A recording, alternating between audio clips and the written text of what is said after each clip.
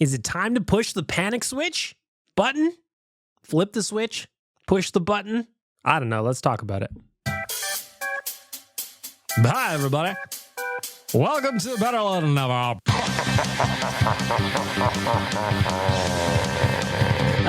Shit. I'm not actually inside a women's prison at the moment. The horniness just went up to like 11. Good afternoon. At least say a big f*** you to Nick. Tyler Yaremchuk must go to Cinco de Mayo. Ty, why won't you kiss me? Better late than never with bagged milk. Better late than Alrighty. with bagged milk. To Better Late Than Never. Happy Wednesday. Better Late Than Never. Fight me if you don't agree. Long live Arby's. Long live Arby's indeed. I wish I was getting Arby's right now. Maybe it'd make me feel a little better. You know, just because the Oilers are currently 29th place in the NHL after 7 games. It's not ideal. I feel like I've been here before. This feels oddly familiar to me. Almost like home in a way. I want to talk about it. First, I got to give a shout out to the Audio Department. They are the title sponsor of the podcast. The Audio Department works to create a safe space for creativity and collaboration for artists and musicians to realize their potential and share their message through sound and story. This is me sharing my artist vision through storytelling. Kind of. I wonder if you can hear my laptop trying to take off in the background. Can you hear that in the microphone?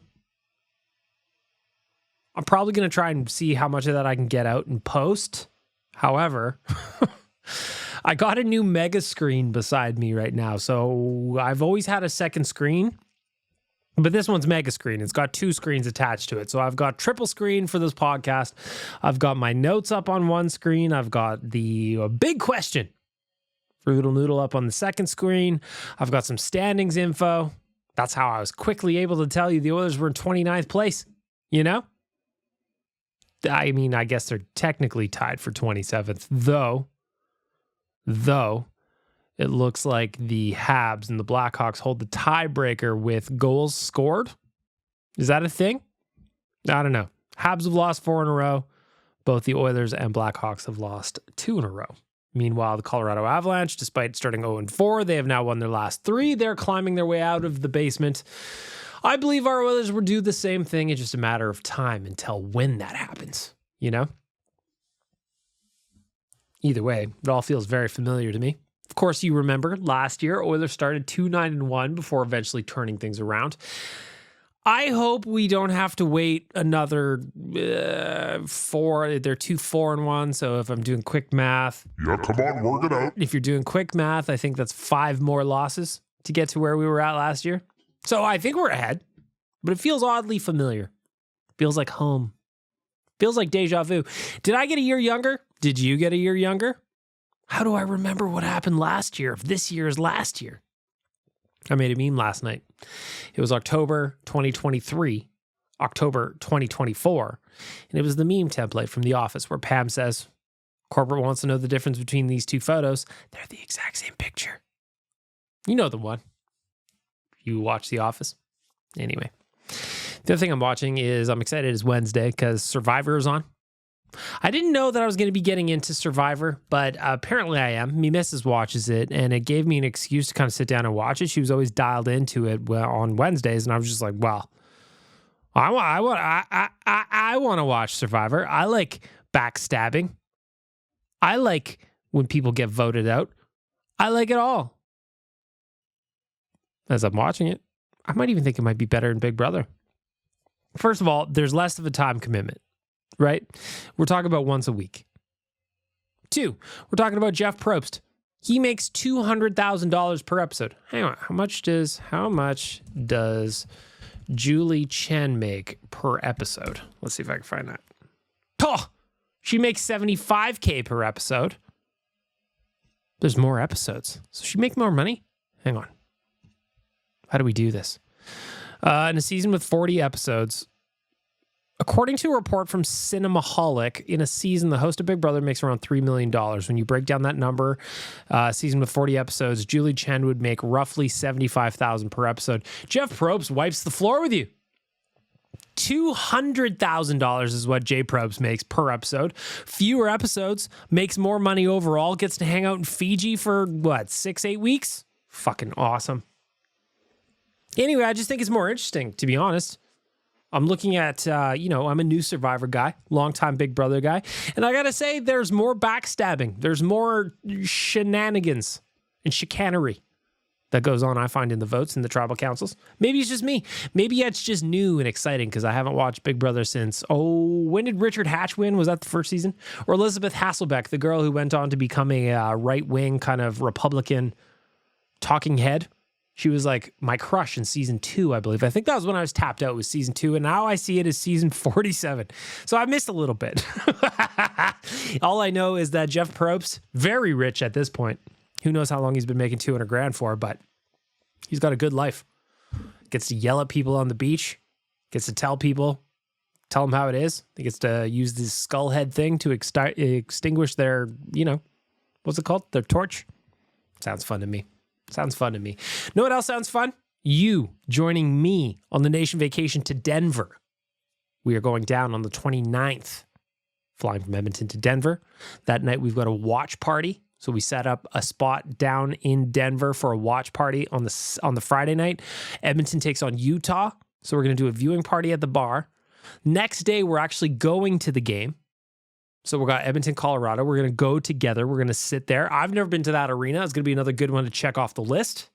Sunday, we do as we like. We relax. Maybe we find a bar. We watch a little football. And then on Monday, we are going to the football game. Broncos taking on the Browns. Deshaun Watson out. Jay very happy about it. He may have manifested the injury. I'm not saying he did, but I'm not saying he didn't. Right? What I am saying is that you should join us. This trip is going to be great. We've got single spots left available. So essentially what happened is we sold out our trip and then we had a couple of extras just in case, a little wiggle room. Now we've opened up those wiggle room seats and we are going to sell those as long as we can or until they sell out, which they will. And I think, like I said, I think we're talking about singles now in terms of what is still available. So if you want to come with us to Denver, there are two options. There's the flight package. Jump on the plane with us. The second one is you got your own way, get down there. Maybe you've got points with an airline. Maybe you just have a different flight that works for you a little better.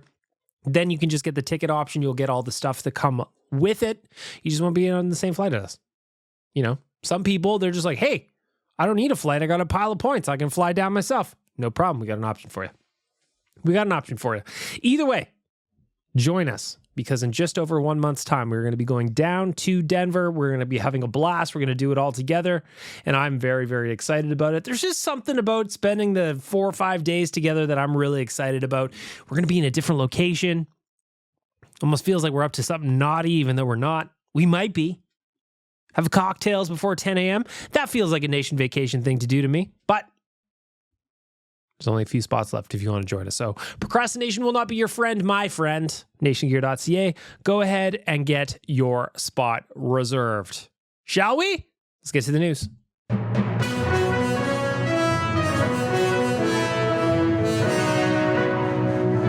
The news, of course, brought to you by Star Mechanical. They are one of Edmonton's biggest locally owned and operating plumbing and heating businesses. They've been working within the community for over 20 years. Many of the homes built in Edmonton over the last 2 decades have had their plumbing and heating systems installed by Star Mechanical.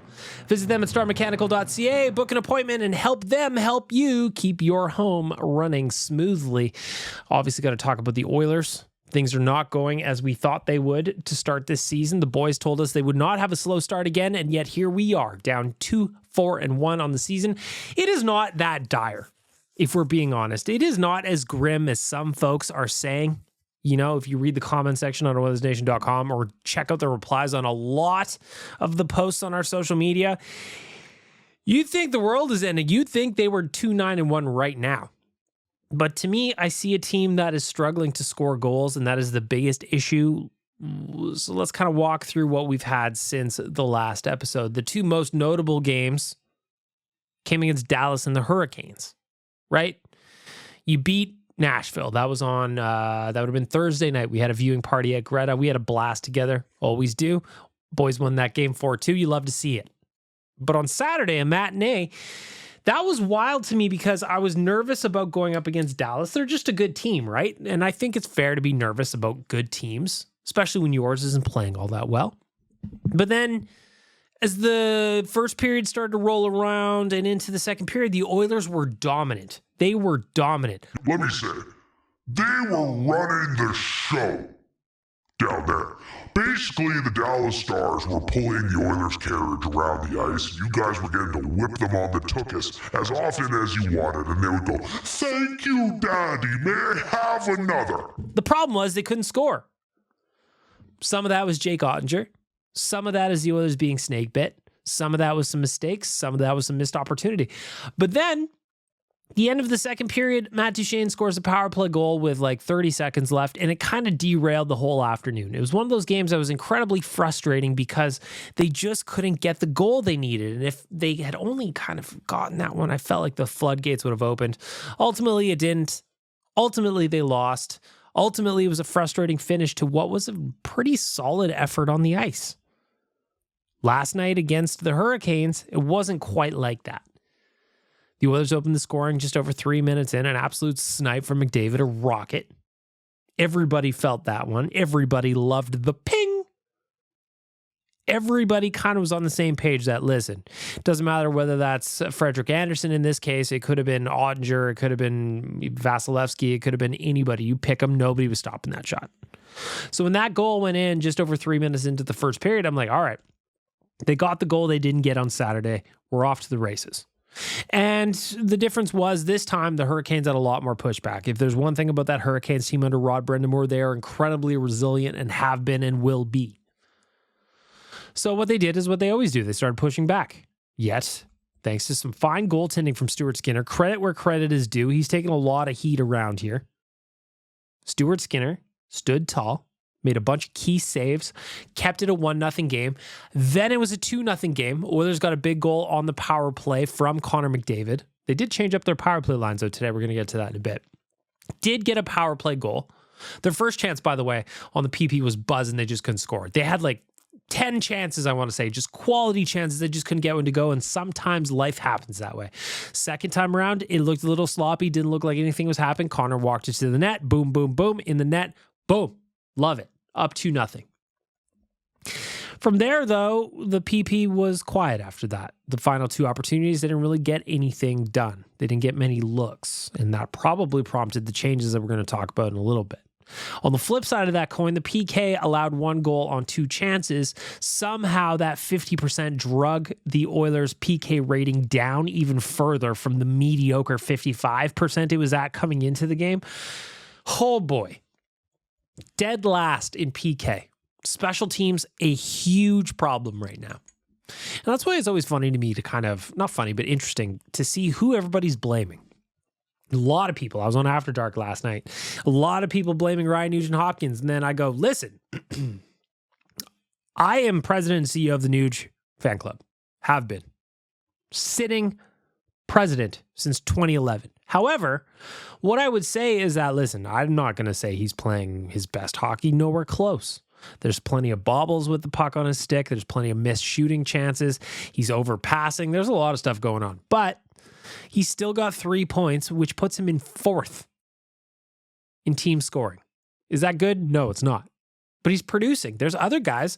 My boy Zachary Hyman, he is cursed somehow. He had so many good looks over the last 2 games, and he just cannot get things to go. You ever see that episode of The Simpsons with the monkey paw? Kind of reminds me of that. Wished for a 50-plus goal season. Now the monkey paw side effects are coming into play, and they are dark, my friends. They are dark. They are dark.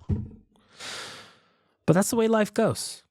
Hyman, no points, no goals, despite plenty of chances. Victor Arvidsson, no points, no goals. Not as many chances. Nuge, 3 assists, no goals.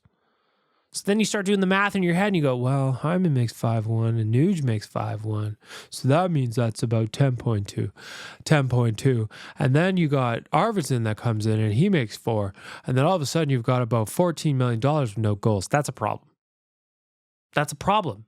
The snake bite is real. I don't know what we have to do to get rid of this snake bite. We have to do something. I might head out into the streets.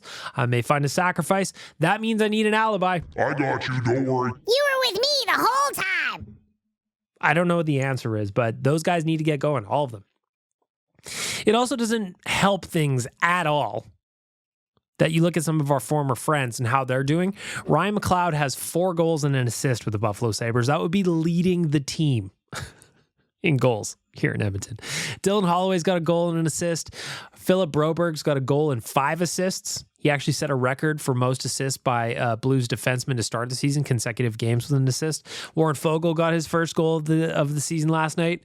So guys that have left Edmonton either via free agency or a trade or in some case an offer sheet, they're starting to produce, whereas our guys are not, and that's compounding the problem. That's compounding the issues we're all seeing with the team, be it real or not. We're pointing at Nuge, saying he has to come off the power play. We're pointing at Arvidsson, saying he's a bust. We're pointing at Hyman, saying he's cursed. And I think all of these things are going to normalize. The Oilers are getting PDO'd like crazy. So if you don't know what PDO again is, real quick refresher, it is your shooting percentage plus your save percentage into one number. A decent number falls around 1, a sustainable number. The Oilers are well below that.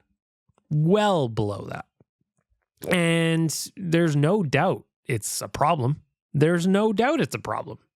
But I also think that, again, it's going to normalize. The Oilers are way too good to be scoring this little offense.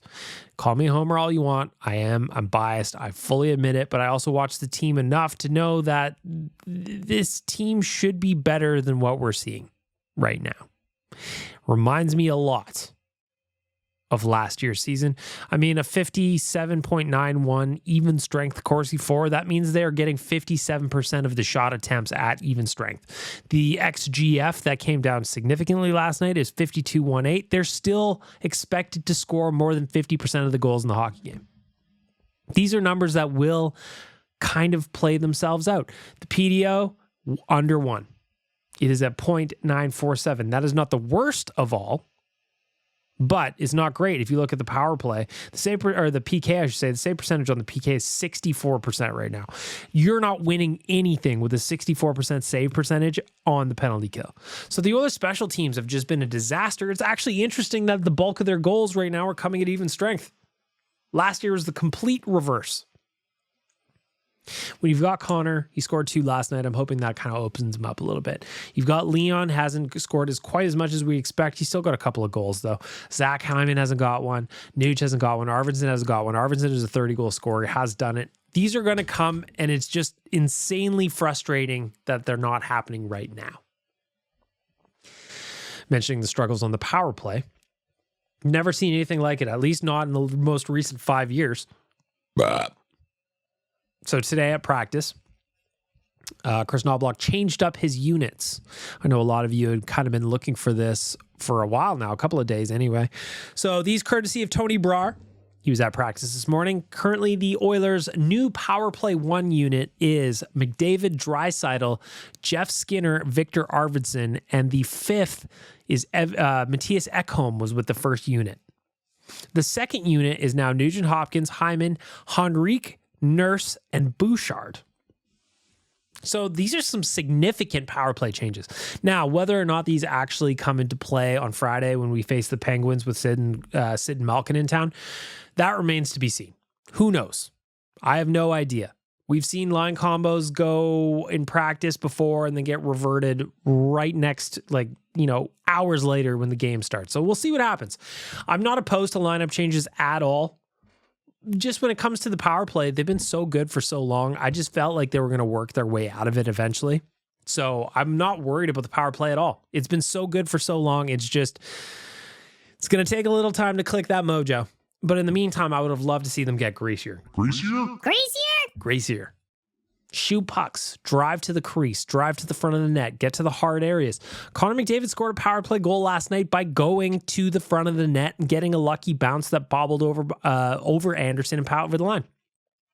They don't all have to be pretty, and I feel like sometimes on the Oilers power play right now, current state, before these lineup changes, before we get into Pittsburgh or against Pittsburgh, they're trying the highlight reel plays way more often than they should because the simpler ones are not being done.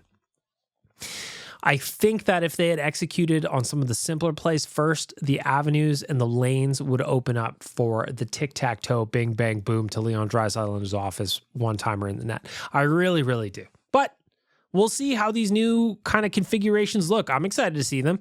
There's no reason why we shouldn't change them. I just think that overall, mixing things up, not the worst. Not the worst thing at all.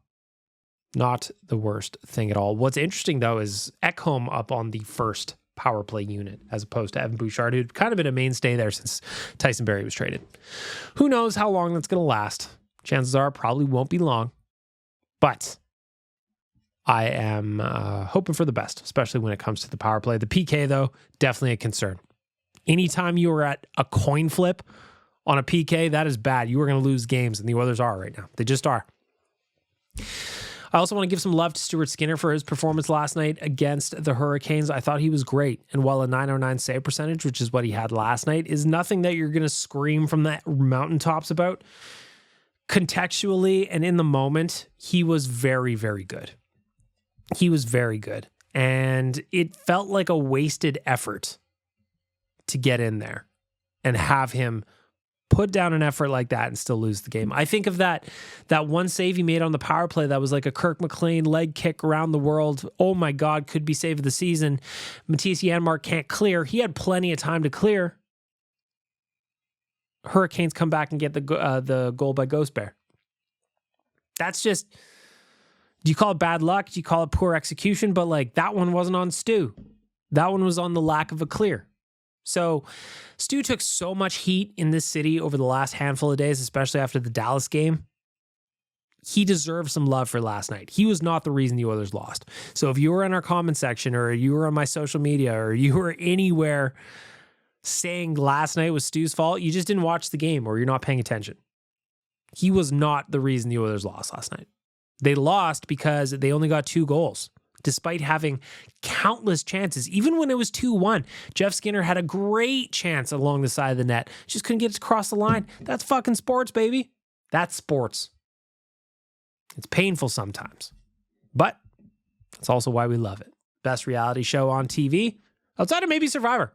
You know, new Survivor guy. That's how we're going to wrap up the news.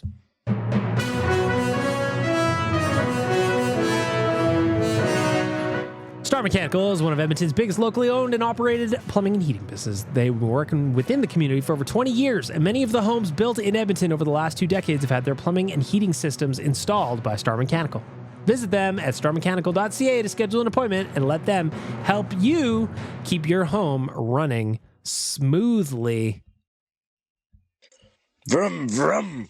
Hello there, beautiful. How's it going? Oh, wait, I can't tell you're beautiful. But I know you are because you're listening to Better Late Than Never with Bagged Milk. That is very, very nice. Yeah, I'll give you a little applause for that new bumper.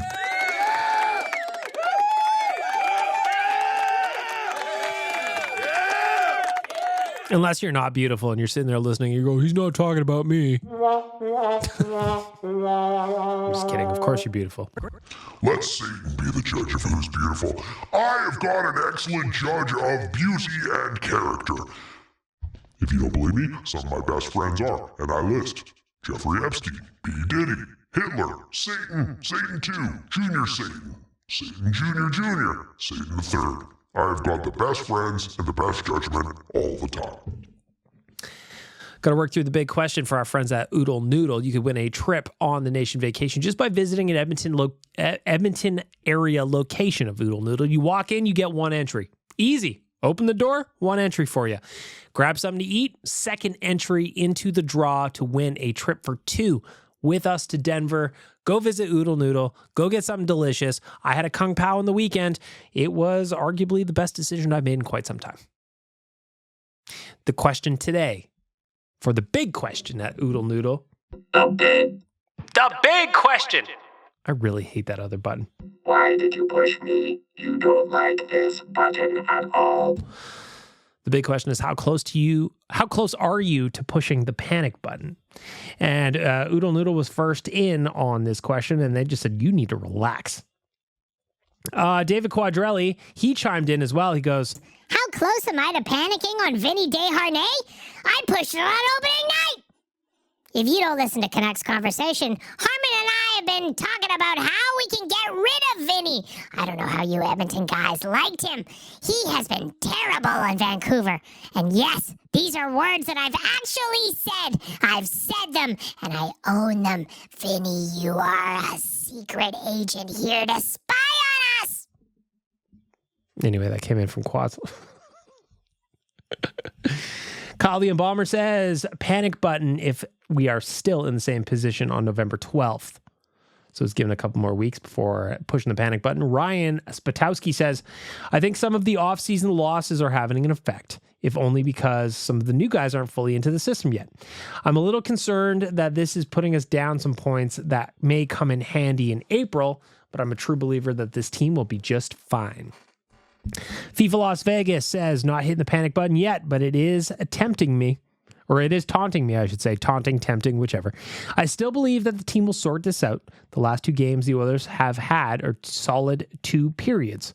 Now they need to settle it down and close out those games. That was one of my problems against last night against the Hurricanes. And it was a great point there, is having the killer instinct, being able to close games. When you were up 2 goals going into the 3rd period, you're in a pretty good spot to get the win. And the Oilers just could not get that next goal. And they couldn't prevent Carolina from scoring the goals they needed to ultimately tie the game and bring it to overtime. Even in overtime, the Oilers had plenty of chances, especially in the first kind of 90 seconds, 2 minutes of the bonus period. They just couldn't get anything to go. And I don't necessarily think or believe that Frederick Anderson was so special that he was unbeatable. But he did make saves at key moments that put him now 18-2-2 against the Oilers in his career, which is just a crazy stat. Back to the big question for Oodle Noodle. Andrew says, need to refocus on Team D, just like in the playoffs. Offense will come, but can't be cheating for it like Connor was in overtime. So that one's from Andrew. Austin says, for me, there is a concerned button and there is a massive flashing panic button, and they're right beside each other. My hand wants to hit the panic button, but my brain is hitting the concerned button. The team has shown flashes of putting it together, and their offense will eventually start clicking. The Avro Arrow says, I believe the playover hangover is legit. I've been to 3 games so far this season, and even the fans are feeling the hangover, a long playoff run and short off season, including me. Players and fans now understand how long it will take to get back if we can. Just my opinion. Chris Palmer says, U.S. Thanksgiving, in my opinion. Skill team needs some time to gel to get this train rolling. Artoria says that the defense is a problem. If they have to try someone from the farm, fine, but this group isn't getting it done. Also, whether it's Peterson or Philp, they need a different 4th line center. That one's interesting. I actually don't think the 4th line has been a problem. I thought they've been one of the more consistent lines the Oilers have had. Interesting how we see different things, huh? OJ says, watching them live last night, they need some youth in the lineup. They just look stale. Phillips or something. Need some guys in the lineup that have something to prove. Everyone looks too comfortable. Braden says, gotta be getting close. The defense is struggling no matter who is in, constantly missing assignments. The PP is atrocious. When we do change up the personnel, when do we change up the personnel? Well, you got your answer today. They are changing up the power play personnel, at least in theory, on paper. I also think the speed of this team is more of a concern than being made out to be. Get some young guys in that lineup. JB says, I still can't believe the Oilers lose Broberg like that. I just don't care about the panic button for now. Move on, JB. He's gone. Noah says, I think I have already pressed the panic button. This team is not as good defensively as they were last year, and the quote-unquote upgrades they made to the offense ain't been working. I think we let too many good players go and didn't replace them with as good or better players. That one's from Noah. He is already panicking. Our friend Ari says, it's not a surprise. It's not a not surprised button for me, is what he said. They played a ton of hockey last year, and it might need the deadline to come early to address some of these issues. The notion of pressing the panic button 7 games in is just plain foolish. There you go. The big question for our friends at Oodle Noodle. I'm just wondering, how close are you with the panic button? I'm nowhere close. Having lived through last year and remember it vividly, as you know, I know we all do. But having lived through last year, I'm not panicking yet. I think they're going to figure it out. I even think some of the defensive issues that they've got are going to sort themselves up. A guy like Ty Emberson, new system, new team, didn't play a whole ton last year. He's going to take time to figure it out. Nurse going to the right side last night, that was an interesting call. It was an interesting decision, but why not try it? He's one of the team's most athletic players, regardless of what you think about his contract situation. That is true. Is it the best space for him? Probably not, but I also don't mind Chris Knobloch giving it a go, right? I don't think that Nurse and Travis Dermott is the pairing going forward. That is for sure. But I didn't mind him trying Nurse on the right side either. You got to try something, right? You got to try to get better defending out of these kids somehow. Oh, I guess they're not kids anymore. They're men with babies. Anyway, when we're looking at it, it's not going well. But am I close to hitting the panic button? No. Am I close to going to Oodle Noodle, getting another Kung Pao? Yeah. Yeah, I am. And I encourage you to do the same. Also follow Oodle Noodlegram on Instagram, Oodle_Noodle on Twitter. We got lots of memes, lots of jokes there too. Go enjoy, get some food, get some entries into the nation vacation, get some sustenance in you. Your ears are sexy, even bag milk thinks isn't true. His donkey singing, welcome to Better Late Than Never. Welcome to Better Late Than never.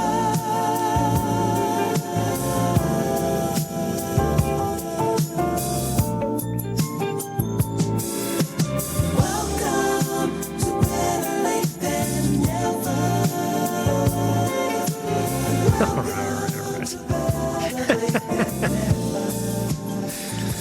That one goes on and on for a while, doesn't it? Donkey Volley. The Late Serenade extended version. Very, very nice. Coming at you, better late than ever. Top of the hour, 4:05 p.m. Mountain Standard Time. Temperature is 8 degrees outside. Welcome to the show. Time for the Righteous Act beating. Get a little something off your chest. Why not? You annoyed? I am too. Let's get to it. You want to see a man, boy? I'll show you a man. Kick me in the jimmy. For our friends at Trilogy Oilfield Rentals, it is time for the Righteous Act beating. Of course, Trilogy is an established provider of tools and expertise across multiple oilfield disciplines, specializing in rentals, pipe recovery, abandonments, and completions. Currently, they maintain full-time operating units in Provost, Weyburn, and Kindersley. Kind of tools they got? I'm going to push the right button this time. Rental tools, fishing tools, coil tools, drilling tools, mills and bits, completion tools. Any tool for any job. TrilogyRentals.ca. What's annoying me? That we're doing this again. And I've got a couple of guest Righteous Act beatings that are coming up here. We'll see how these go, but just a real quick one for me is I just didn't expect us to start the season like this.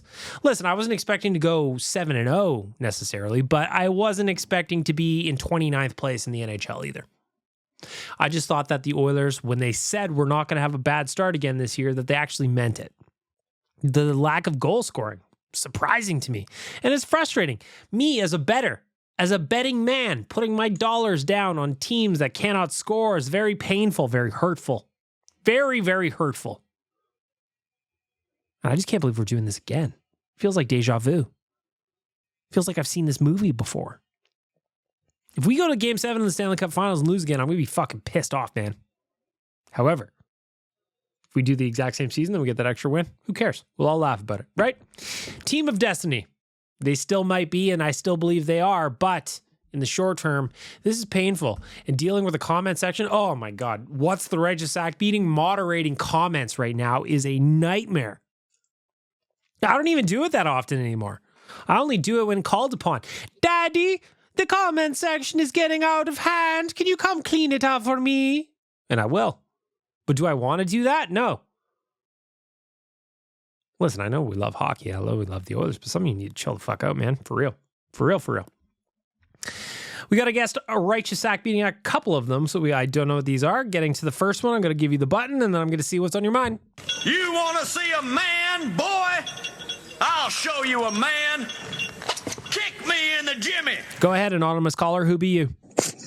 Now, because he's brought it up on two consecutive podcasts, I feel like I need to address Chalmers' theory that you need to rake all your leaves up. All right, so we're commenting on real life here on BLTN. If you don't listen to real life, I'm sure you do. Chalmers on one of this week's episodes was talking about how important it is to rake all your leaves up before the snow comes. Otherwise, I don't really remember. I stopped paying attention to the conversation. I wasn't really interested. However, Dukes clearly was, to the point of leaving an RSB about Chalmers' take on raking leaves. Back to you, Dukes, now that you've got the context of the conversation. Go ahead. All of them, all the time. I agree. Too much leaf coverage is not good for the undergrowth, whatever else. But if I don't have a direct line to the man because he doesn't answer any social media. That is true. Except if he's trying to make fun of me. Can you ask him what his can you ask him to send me the results of his research into organic, the breakdown of organic matter into carbon and what it does to the chemistry of the soil? Because it feels like his research is contradicting my results. So I'd just like to compare as one professional to another. Also, I don't care if it costs you a new hose bib or whatever. If you're renting a house from Chalmers, man, I want you to go and attach all the hose bibs and leave them on there or whatever for the winter or whatever the fuck he says to not do. Just do it. What's he going to do? Sorry, man, we can't all be hose bib experts. Just do it. Just do it. Tell him I told you to do it. Anyway, penis. There goes Dukes with a righteous sack beating. I've got a impromptu caller checking in on the podcast. I'm going to do this, and I'm going to bring in Nation Network Editor-in-Chief David Quadrelli. You are on Better Late Than Never. Quads, how you doing? Not good, and I'll tell you why. Vinny Desharnais, I got undersold. You know what? I was told that he would be bad in certain situations. I haven't found a situation where Vinny Desharnais has been good for the Vancouver Canucks just yet. So I have a problem with you. I have a problem with every Oilers fan I talk to that said, "Oh, take care of him. We're gonna miss him." I know the Oilers have had their defensive struggles, but I think you can have Vinny Desharnais back if you want. Do you think, Quads, I was actually just talking about this as mini Quads before you called. Do you think there's any chance that Vinny Desharnais could be a secret double agent that the Oilers have sent to Vancouver to try and sewer their season? I had that thought myself as well. I think everything is on the table. Nobody is not a suspect in this right now. I thought it was very curious. He did a hit on our pal, Jason Greger's show, after he had signed with the Canucks. I thought there was clauses in NHL contracts that said you can't do that, but I guess I was wrong. So I think everything's on the table right now, and I'm just looking for answers. Quads, in all seriousness, though, Vinny, we talked about it in the offseason. He's not a perfect player, but he was definitely a serviceable one here in Edmonton. What's going on in Vancouver?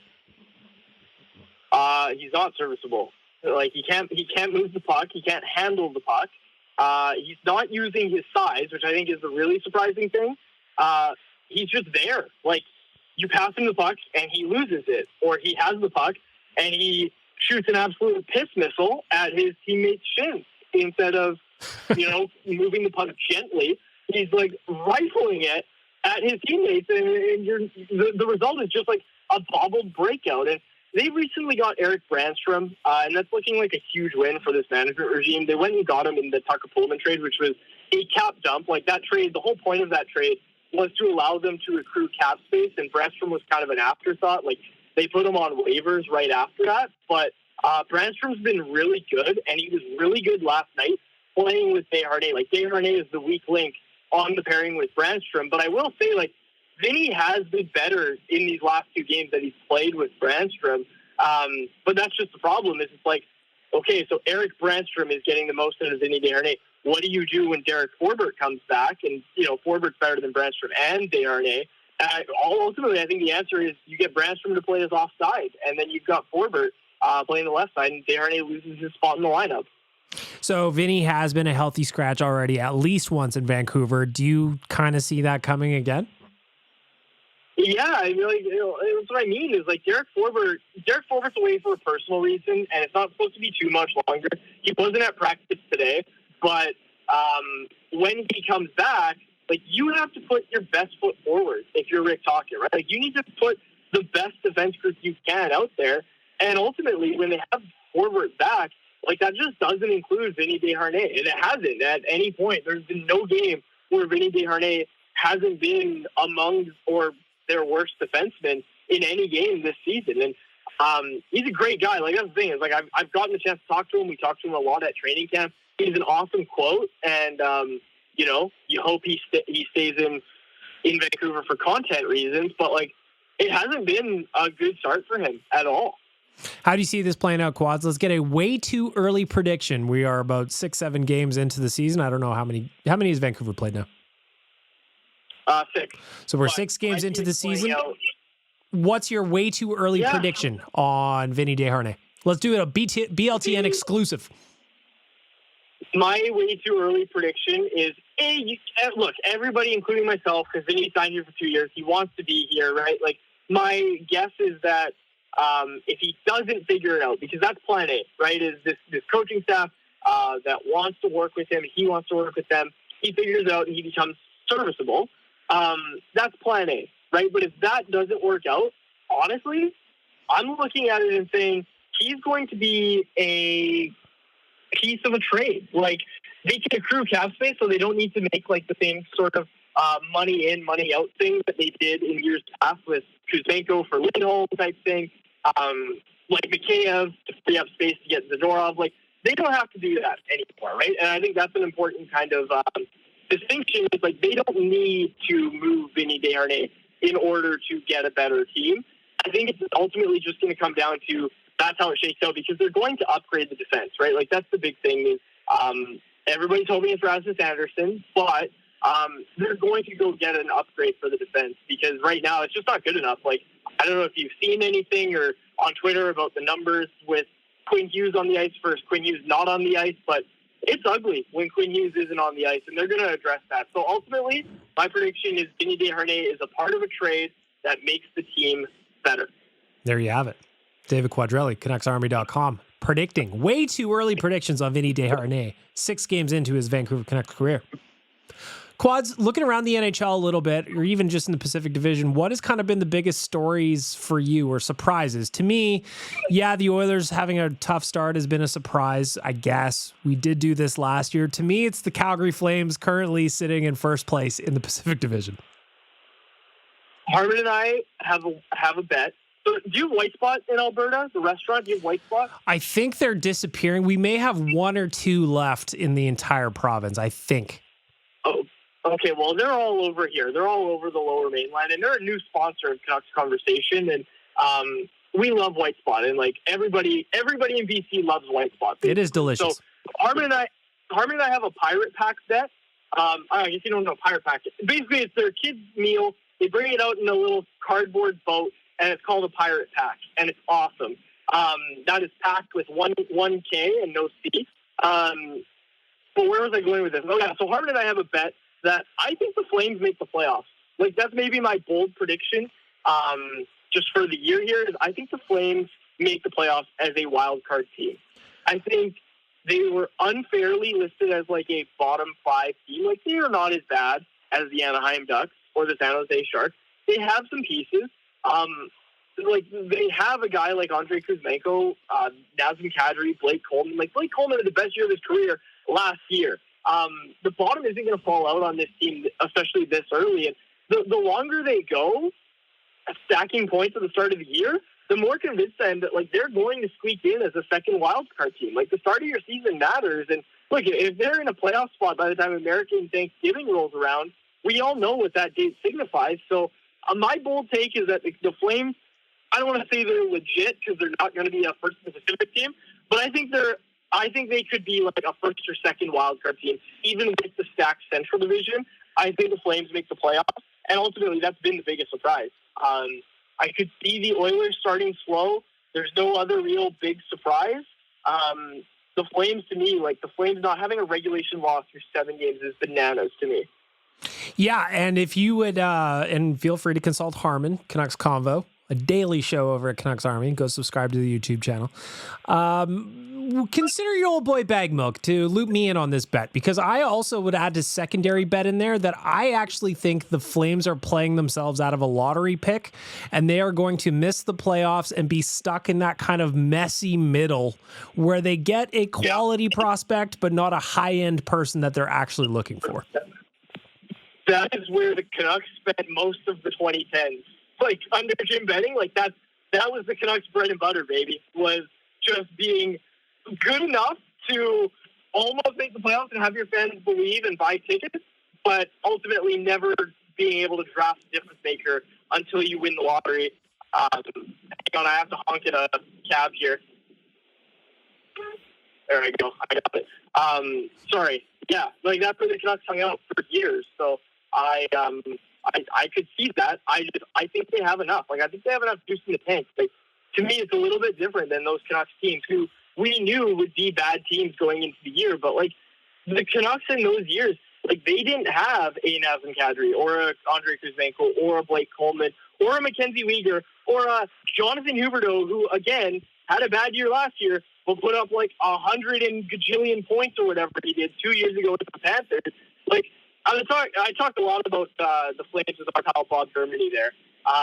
He's hanging out here a lot in Vancouver these days, and he's high on them too. And I get that, like, in the Flames sense, but I really think they could be a wild card team. I really think it could happen. Quaz, you're cutting out a little bit, as we discussed on our last phone call that was not being recorded. The cell service in Vancouver is very poor. Not exactly a world-class city. So I'm going to let you go, and I'll give you a call back when I'm done the podcast, all right? Cheers. Big fan of the show. Thanks for taking my call. All right, there goes David Quadrelli, editor-in-chief of the Nation Network. A little impromptu guest during the Righteous Sack beating for our friends at Trilogy Oilfield Rentals. We're going to continue on. We've got another anonymous RSB coming in. I'm going to give you the button, and I'm going to get to what's bothering you. You want to see a man, boy? I'll show you a man. Kick me in the Jimmy. DA again. Now, I know in my last message I was getting down on the fact that 5 more losses till we start panicking.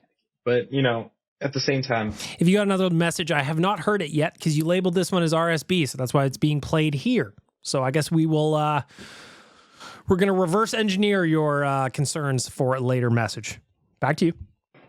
I still have the belief that the Oilers are going to get a win in the next couple of games. And then no matter what we do for the next however many games till we hit 12, we're not worse than last year.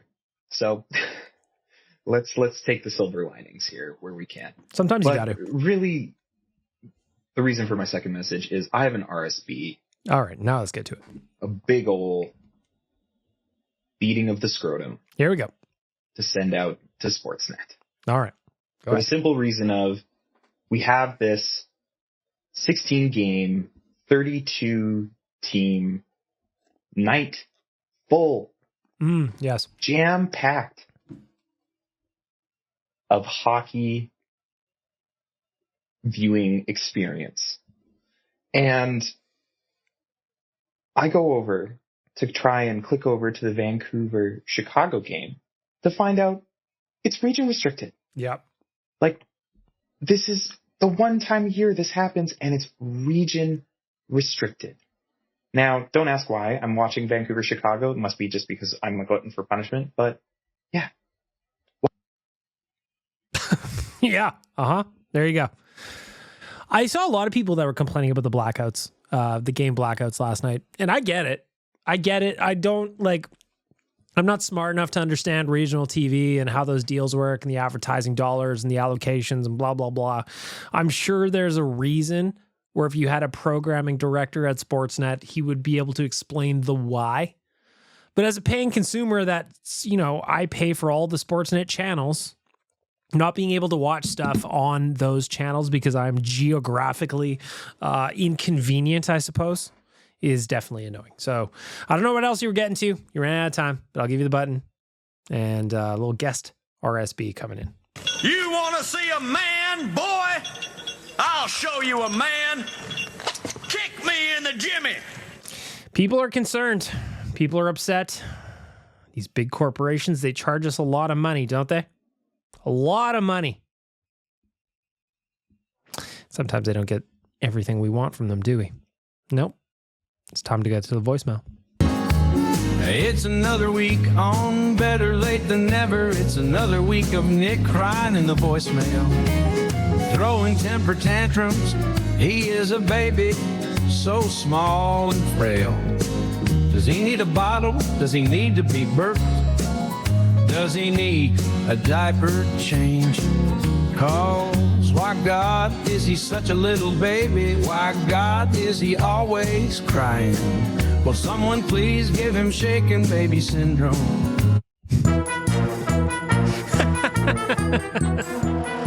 Won't somebody please give him shaken baby syndrome? I saw Danger Suede at the Nation season launch party last week, and I had a good chuckle about that song. I'm not going to lie to you. Also having Quads on the call. He did make a quad song. Love that. The voicemail is brought to you by Nation Beer, our new friends at Odd Company, bringing Nation Beer back. The Nation Beer Everyday Lager is here, and it is in cans, and it is in soon to be on taps near you. Perfect for the next big game or just your go-to lager. Go get it at Odd Company, and if it is not at a liquor store near you, please ask for it. Say, hey, you guys should be stocking Nation Beer. It's delicious. Nectar of the gods, they say. Shout out to our friends at Odd Company. Go check them out. 2 locations here in the city. Go grab yourself some Nation Beer. They're delicious. Liam, if you're listening to this, and I know you are, I know I still owe you beers. The Detroit Lions did beat the Vikings by 2 points on Sunday. I'm still upset about it. I do pay my bets. However, let's get to the voicemails. We got a handful to get here too. This one comes in from Nick's. No, just this one comes in from Nick. Nick, what you got to say? Righto, so I just want to preface... Not Nick. This is Dukes, not Dukes. Pretending to be Nick. Mislabeling. Trying to throw old bag milk off the scent, but I'm on to you, Dukes. This one. Sorry to that cunt who doesn't like me. Block your ears, champion. I just want to preface this one by saying Liam is farmer as fuck.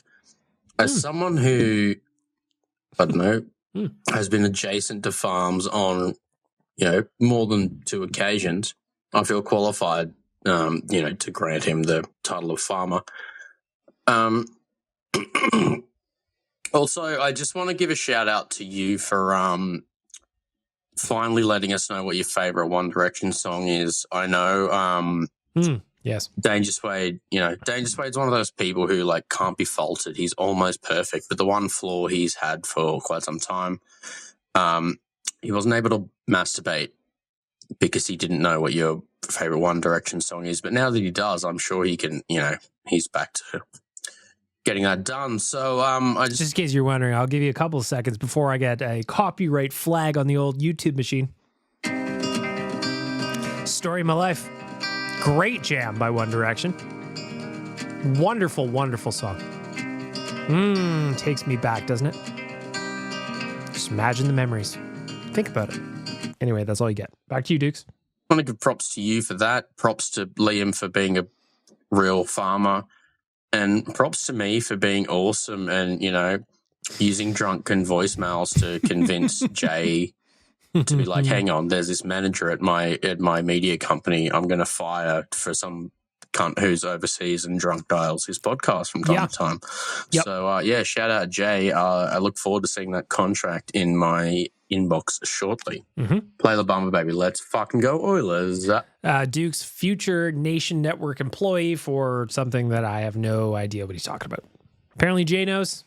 I don't know. But you know what? That's kind of a story of my life these days. See what I did there? I kind of tied it all together with my One Direction song. Ooh, mama. This one comes in from Captain Donkey Suede. A lot going on here in the voicemail for our friends at Odd Company. All right, so this is a speed round. That's probably still going to take the 90 seconds because it's me, and I don't know. I don't plan things. How dare you leave 2 voicemails in a row? If these were properly labeled, I probably would have spaced them out. But if you're a motorsport enthusiast, which I'm sure at least one of you is. At least one. The best annual motorsport race happened last weekend here in Australia. It's called the Bathurst 1000. There's a fucking racetrack on the side of a mountain. to do 1,000 kilometers around the cunt. Why'd you have to drop that in there? It's so sharp all the time. It's sharp. So harsh on the cars. They have to change out the brake. The fucking hell, talk properly, cunt. One take. Let's go. They have to change out the brake rotors and the brake pads and like all that shit in between the race because the brakes literally like halfway through. Anyway, if you like motorsport, look it up. If you don't, I don't know, probably don't look it up. If you're that cunt who complained about me the other week in the voicemail, I know, sucked in because I ain't going anyway. But yeah, if you like motorsport, have a look at it. If you don't have a look at it. And that's, even though I just said that 20 seconds ago, I repeated it. And that's going to be the premise of the voicemail. And even though I thought this was going to be quick, I'm still at 90 seconds. And yeah, I don't know. Fuck. There you go. Dukes really gets a lot into his 90 seconds. He really, really does. My ask of all of you is please label your voicemails appropriately. That way I can spread them out. And we wouldn't got 2 Dukes in a row. I'm trying to think of the feedback from the listeners. I also love Duke, so he can leave as many as he wants. Next up, Hungry Chad. Hungry Chad checking in. I'm on a long drive right now. Hungrier than hungry could be. Go ahead, Chad. Couple thoughts. Mm-hmm. Yeah, I just listened to Every Day, and they're talking to Tyler and Liam are talking to the ex-ref about some of the stuff that's gone on. And yeah, a couple of times lately, without even realizing it, I've kind of shaken my head at Skinner. The slash, though, I know there's no padding there, and I'm not feeling what he's feeling, but that kind of looked hammed up a little bit. Maybe. Oh, you're talking about Backlund behind the net? Yeah, for sure. Stu sold that like crazy trying to fish for that penalty. Of course he did. I imagine taking a shot on the back of the leg did hurt. These guys are strong. They're mighty. And those sticks got some whip on them. So I imagine it did hurt. But yeah, he sold it for sure. Come on. Just a touch. And then the one behind the net, he like pretty much stepped out in front of Buddy. Like he was running a pick. Watching a little basketball. Basketball just kicked off today for the Raptors. Season opener for Toronto. Maybe he's just getting ready for basketball season, throwing a pick down behind the net. Yeah, if I saw another team goalie doing that, I'd be yelling at the TV. I don't know, not really a great look for the guy. If you ain't cheating, you ain't trying, Chad. You're only saying this because you're hungry. I know that. And yeah, I guess he's probably frustrated. He's not playing as well as he'd like to, I'm sure. We don't do that. Well, it's already over a minute, and that's my only thought I've got through. I've been eating too much fast food, but I just made a little bit of money on a house call here, and I don't have food, and I'm going to Wendy's. It's $4 Dave singles right now. I'm getting 2 of those bad boys and a little Frosty, a little mwah treat from myself. Have a good week. You're going to enjoy that. Hungry Chad going to get a Dave single. Come on. It reminded me, though, of a meme that I saw that was very upsetting. Essentially, it was a 4-slide meme, if you can picture it. 4 quadrants, I should say. Basically, just kind of cut into 4s, would you? Okay, so the top left was a cheesy bean burrito from Taco Bell, and it was 79 cents. Maybe 89 cents. Either way, under $1, well under $1. And the picture beside said 79, 89 cent cheesy bean burrito was a very, very young Ryan Gosling. Move downward, that same cheesy bean burrito is now $4.99, and it was a much older Ryan Gosling beside it. And it was one of those movies where he got his ass kicked. I don't remember which one of the movies it was. It might have been Drive. Drive's a great movie. Might have been Drive. Can't confirm. It's been a while since I've seen it. Either way, when you said $4 Dave single, all I could think about was the 79 cent to $4.99 cheesy bean burrito. You know? Kyle, you were up.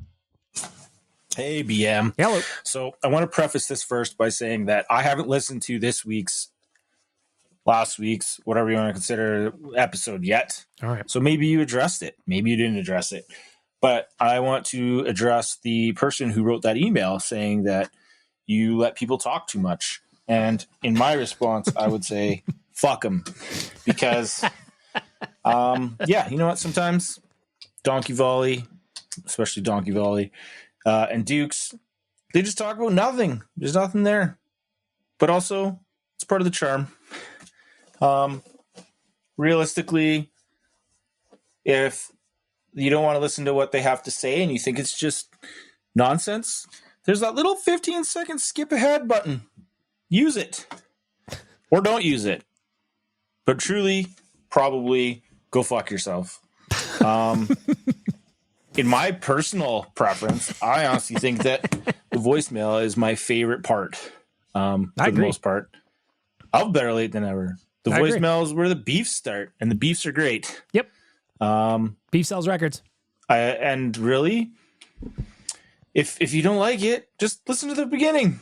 Don't listen to the voicemails. And truly, it ain't going to be a loss to the rest of us. So that's my opinion. If you don't like it, fuck, I hope you hit that 15-second button so you didn't have to listen to me. I did address it last week, and I do, listen, I take listener feedback. I do. And I want to do the best podcast I possibly can. And the voicemail section for me is almost like a crutch because I'm doing this by myself. I've got Satan here with me, and while he's got some good ideas, and sometimes he says things that are charming and funny, and maybe even makes you feel a little moist in your pantaloons, it's still just me talking through a voice filter. Not me, though. I am a special boy, and you're getting more, you little quads today. I called in to talk about Vinny Desharnais, even though I was complaining about him early in the podcast. You can't stop me. I'm Big Dave. So I do want to take the voicemail, but the feedback of the voicemail, but it is ultimately a crutch for me. And I'm doing a podcast by myself, and I wanted to give you guys a space to speak your mind. I'd love to expand voicemails into the news as well. Like, if you label these things correctly, I can put you into my news folder. And when I'm talking about a story, I'd love your take on it, right? But that's where I'm having some issues, is ultimately the labeling. Once it goes from the speak pipe where you leave the voicemails into my software, it's a clusterfuck, admittedly.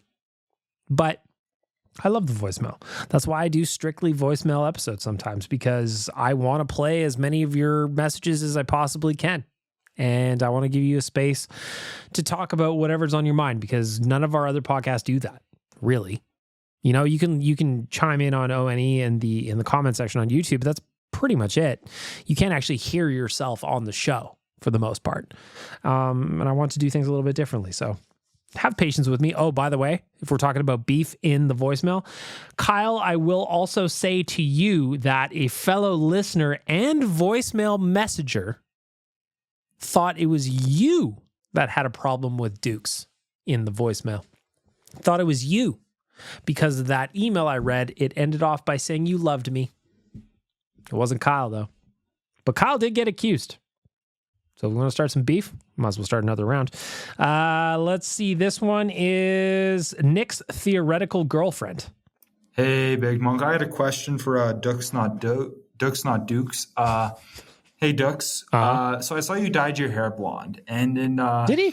Dyeing your hair blonde, I want to ask, were you trying to look like Slim Shady or Ellen DeGeneres? Thanks. I didn't know that he dyed his hair, so now I need to go have a little looky poo at my boy Dukes. I follow him on Instagram. Can I get a little look-see here? Oh, Instagram all over it. Brianna Chicken Fry and what's his name? Zach Bryan broke up via Instagram stories. I find that to be hilarious. That is the most 2024 thing I've ever heard. Oh yeah, there's Dukes with his blonde hair. He did dye that baby. Looks sharp, Dukes. I like it. I used to dye my hair blonde once upon a time. That was in probably 1999, 2000, whenever Eminem was at his peak. But I think Dukes looks great. Fits in with a tattoo motif. You look great, buddy. Nick's theoretical girlfriend wanting to hear about Dukes' fashion choices, and I respect it. This one comes in from Felton's Hammer. Felton's Hammer, what do you got to say? I just wanted on record that Jay's sneeze in real life this week sounded like the Hock Tour girl saying Hock Tour. You weren't in the room with it. Yeah. You weren't in the room with it. There was schmutz and boogies that flew clear across the room. He tried to sneeze into his elbow. You know that move where he kind of like, but he missed, and it just went woof. And Tyler and I got a POV perspective on it, essentially. Hell, if I had been 2 feet to my left, I would have been in the line of fire. So shout out to Jay, but also shout out to me for being able to dodge it, right? More people need to give me credit for what I'm doing. Too much Chad. You're Chad chiming in for another voicemail. Too much Chad. I meant to say something on this last week. The anonymous person who wrote in about the multiple voicemails. Mm-hmm.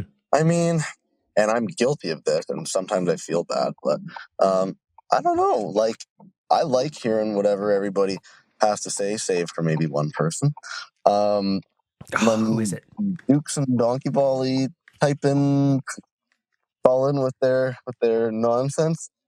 Genuinely makes me laugh. They send in 7 of those. I'm gonna listen to all of it. There's nothing that I really skip. But I don't know. Maybe other people have other opinion. Genuinely, though, if I'm annoying anybody, I apologize. Not my intent. I only intend to contribute in a positive way. And try not to linger. You want a little bit of chat in your life. You don't want too much chat in your life. Too much chat in your life is too much. So, It's my job to annoy people. He leans over and he pushes that button on the roadcaster, and all of a sudden, all of Bag Milk's deepest, darkest thoughts can come out with a voice filter that sounds like Satan. I love being the imposter syndrome inside this fucking guy's head.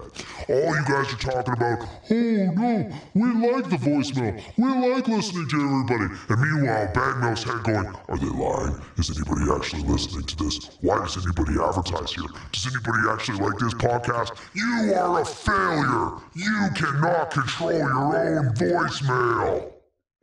All right, first up, apologies to Chalmers. I know you sent that email a few weeks ago, but you're just going to have to skip ahead or endure my voice. There's no one, I think it was real life, I'm not sure. This is now Bag Milk comments on the other podcast he's on. That's This Week in Dukes' Brain. He is me commenting on the other podcast I'm on. Dukes, if you're going to do this, I don't mind. However, mix in some Oilers Nation radio questions in there as well. Let me promote all of my podcasts. Thank you.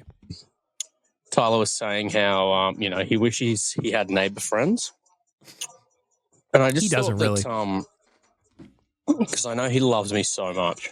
If you don't know the context, we were talking about how it's nice to have a neighbor friend. Jay has donaires and beers with his neighbor. None of the rest of us have that. Chalmers got it a little bit, I think. I don't remember. Again, I was zoned out of the conversation. Tyler said, I wish I had neighbor friends, but he doesn't really mean that. Tyler has his friends, and those are the ones he wants to keep. Me, I don't like anybody. I like hey neighbors. Do you know what a hey neighbor is? You look at him and go, hey, and that's the only interactions you get. Listen, my immediate neighbor, like I live in a townhouse, so my immediate neighbor that I share a fence with, he's cool. He's all good. I like him. We chat, nice dude. But that's where it could end. Hey, dude. Hey, man. That's where our interactions end. If I was to, maybe if he called immigration, which I know I keep saying if people could help tell immigration to let me in. I haven't actually finished the paperwork to submit my application yet. But anyway, if they could if people could band together and let me, if Taylor could ring, the government and be like, hey, you should let this guy in so he can come live near me. And there'll be someone, nearby that I can drink beers with sometimes. Because I don't know if you know this about me, Bag Milk, and anyone else who might be listening, even though Chalmers isn't. True. Facts. I don't mind a beer from time to time. So, just something to think about.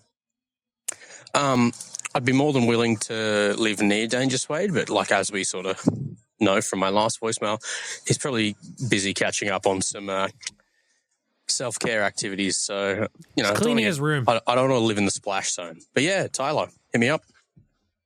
Tyler is not going to call you, nor will he have beers with you. I've tried to hang out with Tyler in a activity outside of work for 3 or 4 years. And as we all know, he always ditches me. So, Dukes, you'll be waiting a long time for that phone call. A long, long time. Kyle, you're up. Hey, so I thought I would jump in. I'm mid-podcast voicemail, and I think his name is Riley. Wanted them ranked about what we should get rid of, not listen to, if we didn't have to listen to them. So I'm going to give my ranking.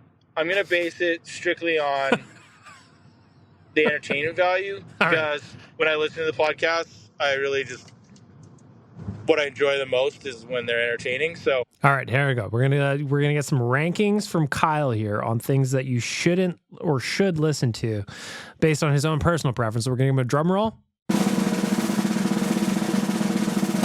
And back to you, Kyle. First off, I'm going to go with Better Late Than Never, because thank you. I absolutely love the segment of the voicemails and the pure spontaneity and just ridiculously random amount of different voicemails you can leave and that they all get played. Yes. Which again goes back to fuck you, whoever wrote that email. Maybe it was Kyle. Maybe Kyle was leaving writing an anonymous email about himself, as he was accused by a fellow voicemailer last week at the season launch party. Beef sells records. Beef starts in the voicemail. Back to you, Kyle. After that, second place is going to go to Real Life, because again, I love how it's spontaneous. You got Jay, you got Wanye, you got Chalmers, as well as everybody else. Love it. After that, honorary mention, second place, Wanye's World. And then in third place, in distant third place when it comes to entertainment value, is O&R, because it's strictly Oilers talk, and we constantly just listening about Oilers. That is true. O&R is probably, like, as much as I like to try and steer that podcast into the ditch, as often as I can, like, I don't really get in there all that much. That's why this one is just a creative outlet for me to say whatever the fuck I want. The interesting thing about it is your rankings are the exact kind of opposite of the size of the podcast, which is interesting. Like O&R, Oilers Nation Radio, is by far the biggest Oilers Nation podcast that we have. And then it would be Real Life, and then it would be this one, and then it would be Wanye's World. But it is interesting that just the hour of straight Oilers talk, the way we deliver it on O&R, is the one that seems to register the most. Now, to be fair, it is the longest standing Oilers Nation podcast. I started that one in 2015, 2016. I don't remember. I was doing one called North by Northgrets before that. Then I started Oilers Nation Radio. I think it was 2016.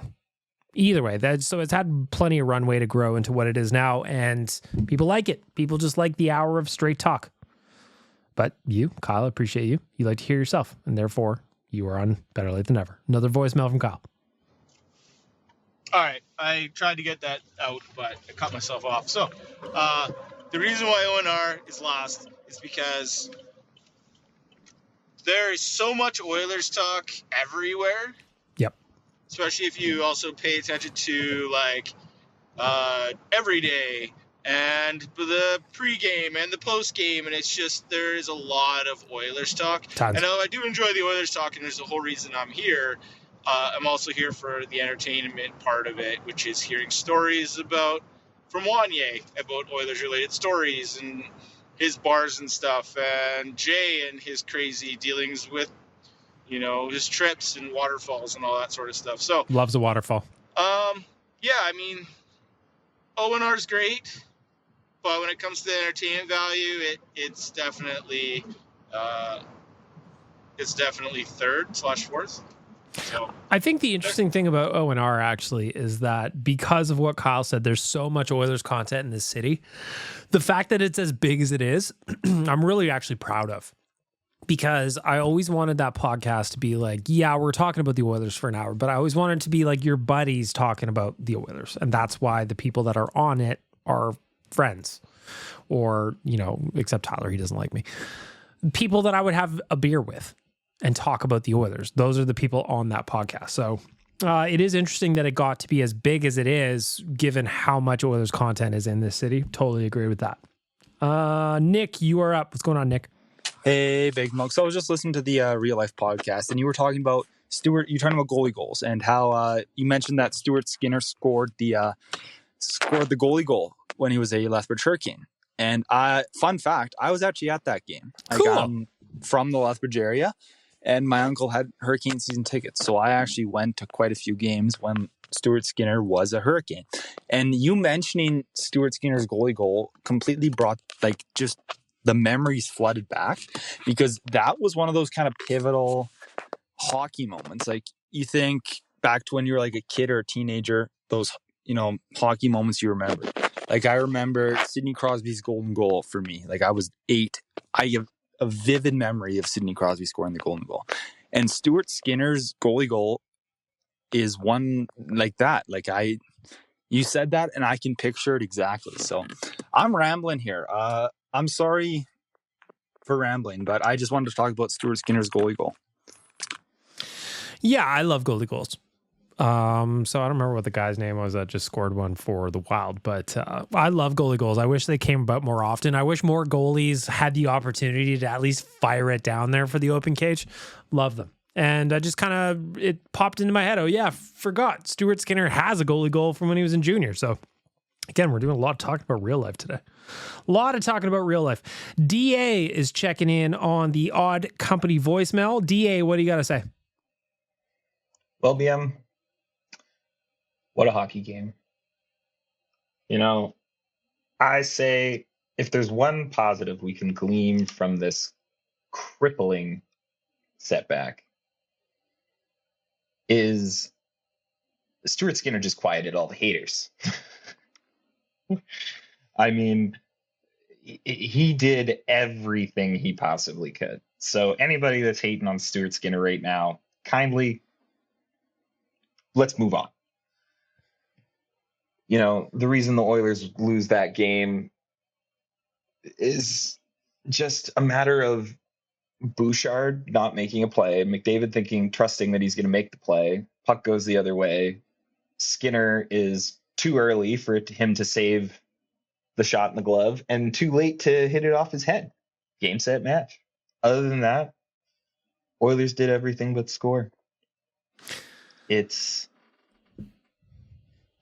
really entertaining hockey to watch. I found myself on the edge of the nice seat at every single moment, but man, team can really get you down. Anyways, still 5 more wins till we start panicking.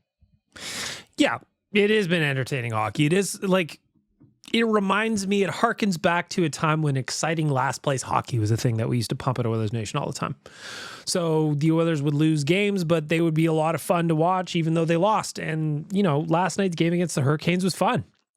Back and forth chances in overtime. Like, the Oilers had so many good looks to close that thing out, and they just couldn't do it. Carolina executed on their chances. First 40 minutes against Dallas, riveting. It was exciting. It was fun. It was fast. There was chances everywhere. But again, they couldn't get the job done. So frustrating. Not the worst thing I've ever seen. Not painful, but painful, if it makes sense. Does it make sense? Working through the final few voicemails here for our friends at Odd Company. Anonymous caller, who be you? So, about the notion that last night's game was a great game. I mean, I could agree with that on some level, right? But at the same time, it's really hard to appreciate a great game when they kind of blew a 2-0 lead in the third period and lost. That's fair. I mean, that kind of undermines the whole "it's a great game, it was a great game" thing. But that's just me. I guess it depends on your definition of a great game. If your definition of a great game was that was highly entertaining, then you could say it was. Like, I would say the same thing about, I talked about, we're in the Odd Company voicemail. I owe Liam 4 delicious Nation beers because we had a bet on Sunday's game between the Vikings and the Lions. The Vikings lost by 2 points, which sucks. But it was a fun game to watch. It was back and forth and action and points and big plays. And I think that's kind of what people were getting at last night with it being a great game. There was a lot of action. If you were just a hockey fan, Ari, didn't care about the Oilers' result specifically, you probably would have had fun watching that one. I've got 2 cold performers from last night's game, Bag Milk. Go ahead. Number 1, the team defense in front of Skinner. Yes. Facts. They really hung him out to dry on some of those plays, especially the first one. And the second goal against, watching Dermott getting caught out in the neutral zone and seeing Nurse can't defend his man.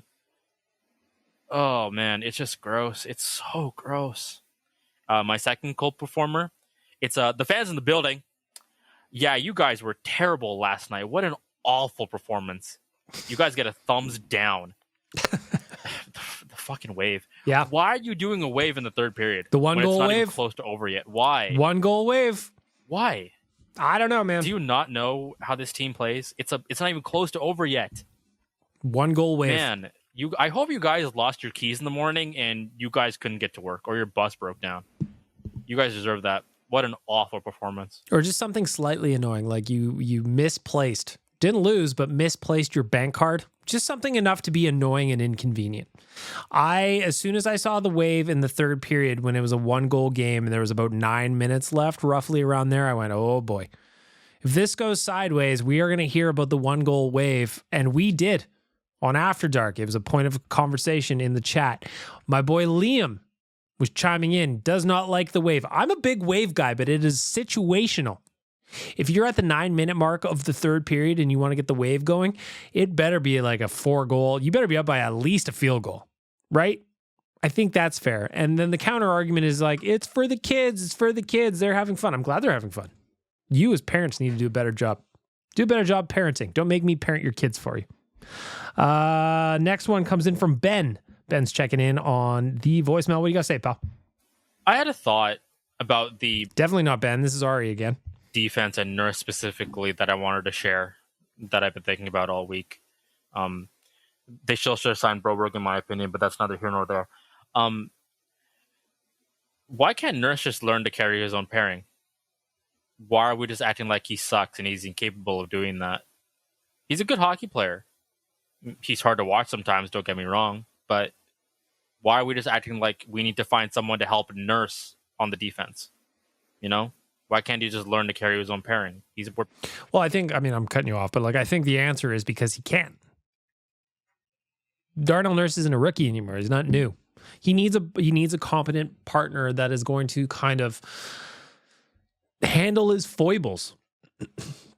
To me, if Adam Larson was beside him, you would have a much more effective pairing. Adam Larson is more of a steady stay-at-home guy that can cover up when Nurse gets a little cowboy, if that makes sense. It does to me. Hope it does to you. That was not Ben, even though it was labeled as Ben. Anonymous caller, who be you? And I just remembered the Indian restaurant recommendations that you were looking for last week. Now we're talking. So these are two of my favorites. Savoy's on 34th Avenue. Oh, that's too far south. It's a great spot, nice small space, great vibe, good food. It's casual.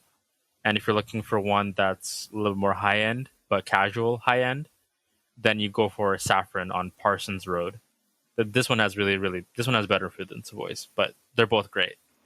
The first one, Savoy, sounds like it's too far south for me. Saffron, I actually know where that is. I haven't eaten there, but I know where it is.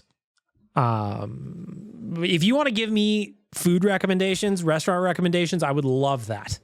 I'm always looking for new places to eat. You know where I'm going to eat, though? I'm not going to lie. Tell me what you're going to eat. I'm going to Costco as soon as I'm done this. I'm going to ship this off. I'm going to edit the audio. I'm going to Costco.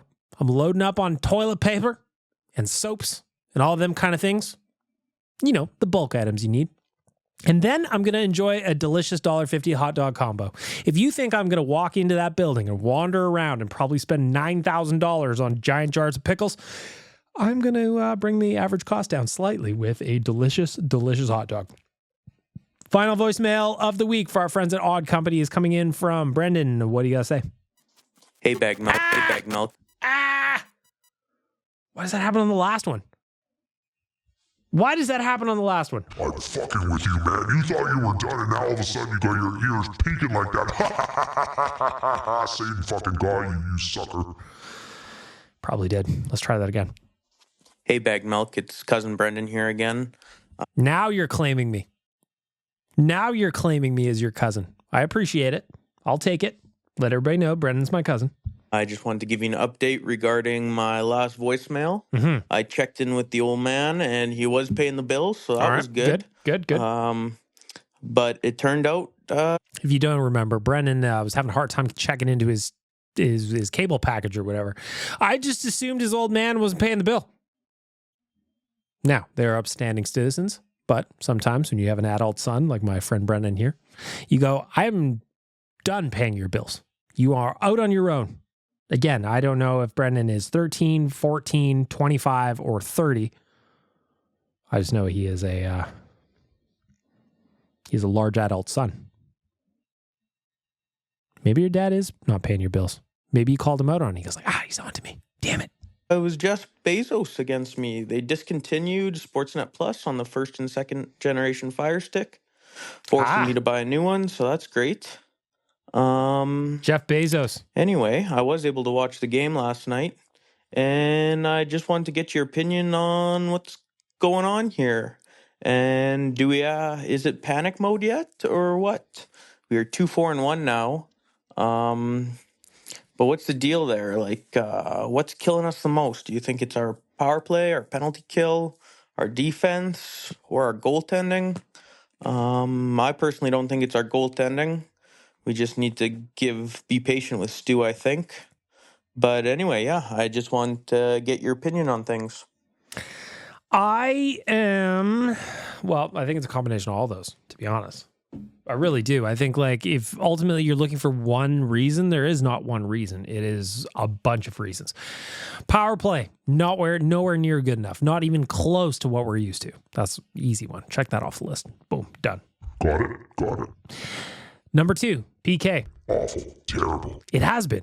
Oh my God, you can't even watch it. Sometimes I wonder what they're doing. Sometimes they wonder if they even know what they're doing. So PK operating at a coin flip cannot happen.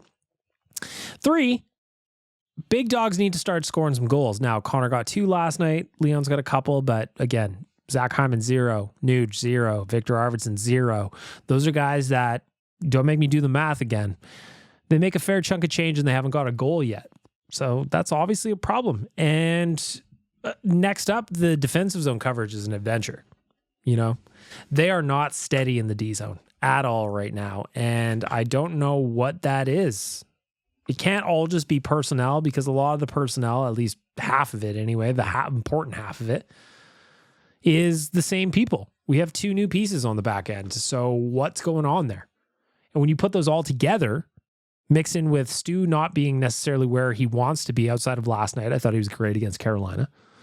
You've got the makings, you got the recipe of a stinky gumbo, my friend. And that's what we're suffering through right now, is a stinky, stinky gumbo. We are taking a long walk down the short path to a bad time. So what's the problem? All of it. To borrow from Connor McDavid last year at this time, it's death by 1,000 cuts right now. And ultimately, that's why I think they're going to figure it out. They're going to know that they are better than what we're getting right now, and they're going to get back to that. But in the interim, that doesn't make it any less painful. And that's the last voicemail for our friends at Odd Company. If you pop on over to Liquor Connect and you type in Nation Beer by Odd Company Brewing, you will find all the locations by which you can go and purchase this delicious nectar. Or you can pop on over to Odd Company and grab yourself a couple of cold ones for the rest of the week. Maybe the game on Friday. Maybe. Either way, it's delicious. I hope you get to try one. If you don't have it at a liquor store near you, ask them why. Ask them to carry it, because I promise you're going to like it. Go check out the new Nation Beer from our friends at Odd Company. You are going to love it. And that's where we're going to wrap it up. I want to shut this down. I want to edit the audio. I want to see if I can take the buzzing out from Megascreen. Then I'm going to pack up my trousers. I'm going to get my whip. I'm going to get down to Costco. Check off my list. I'm going to get me a hot dog. Good? Good. Got it? Got it. Leave voicemails. Don't worry about the feedback. Though I do like, we got more beef opportunity now. And if you are going to ask about other podcasts that I'm on, mix it around. I'd like to comment on all things that I do, not just on the Real Life Podcast. And that is how we're going to wrap it up. Have a great rest of your week. I'm going to predict a 6-2 win on Friday against the Pittsburgh Penguins. We'll see if I remember that prediction by the time that the second episode of the Week of ONR is on. Until then, I hope you have a great week. Go check out Oilers Nation on YouTube. Subscribe. Do everything you need to. I will talk to you then.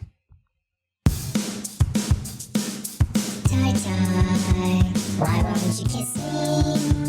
Why won't you kiss me?